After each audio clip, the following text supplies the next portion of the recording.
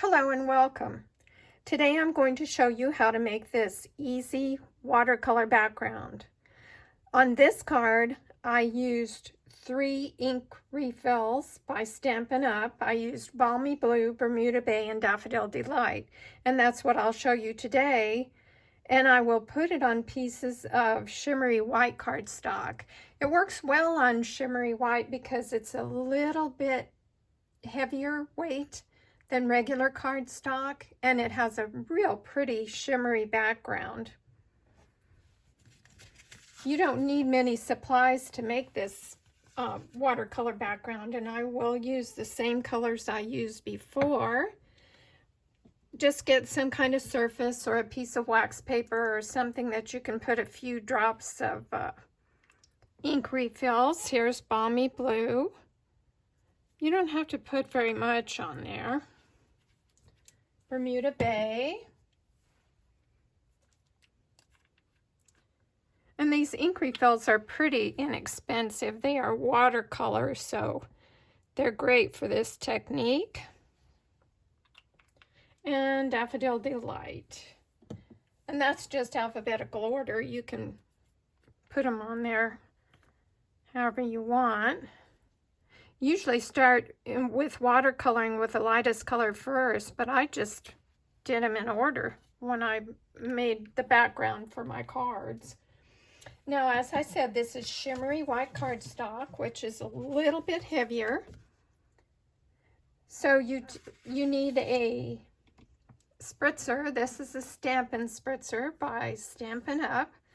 And you need to wet both sides of your paper. So protect your work surfaces. I just did mine on a paper towel. But spritz both sides. Now it'll get pretty wet, so it's going to warp. When you're finished with this, when you're finished adding the ink refills to your paper, you're going to have to let them dry thoroughly. Really, overnight is best. And you don't want to get pooling of water. But spritzing the cardstock on both sides encourages it not to warp as much. So then you need an Aqua Painter. So you take your Aqua Painter, and this is by Stampin' Up as well, and just dip it into your ink refills. You can add a little bit of water to them by pressing on the barrel. And then just add it to your cardstock wherever you want. You don't want to work too much with paper because it'll still get that pilling on it. Each one is going to come out different.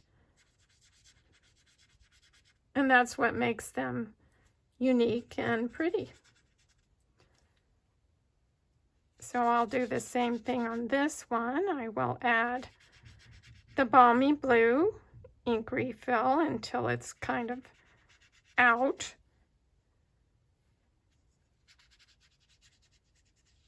Okay. And then I will kind of clean off my brush before I go into the Bermuda Bay, which is a darker blue, as you can see, so I might have to add more water to it. But let them blend together. It's a real pretty effect. I'm just going to go back and forth. Now the one on the left is a little bit dry already because I didn't spritz it as heavily, so it might come out a little bit differently.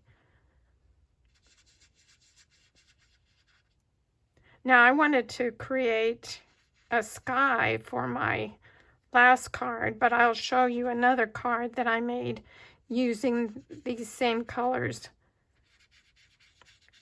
in just a moment.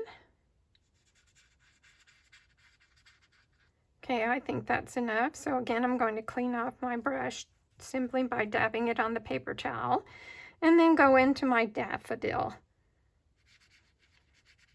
This is quite a bit darker, but you can mix the colors. Let them run together. And then, if necessary, you can spritz the whole thing again. Just be as artistic or as loose as you would like to be. This one, I believe I will spritz again to let the colors run. And I might go back and add some Bermuda Bay just to cover up the rest of the white. But you can also trim these down to whatever size you want, which I did for one of my cards. Actually, I trimmed down both of them. But this is a quick, easy technique. It can get a little messy if you let it.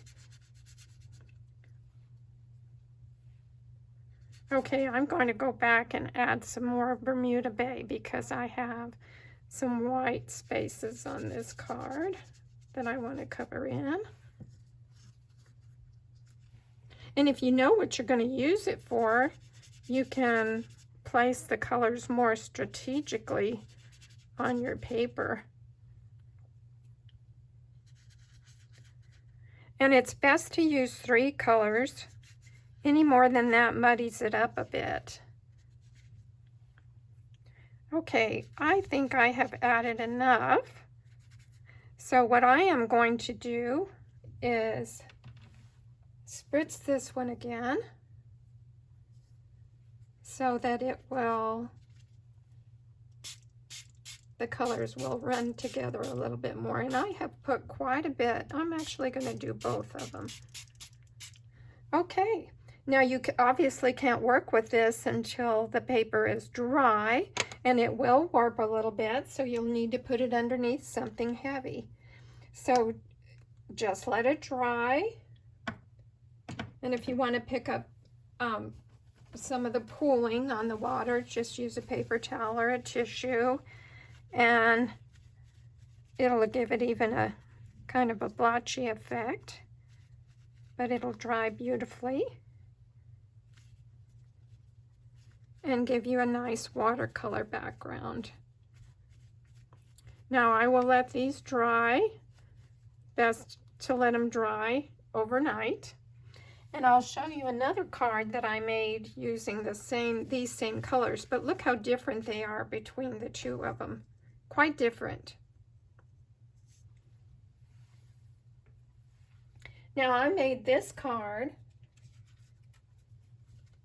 using the Mountain Air stamp set, and I used the background that I had created the same time as the other one.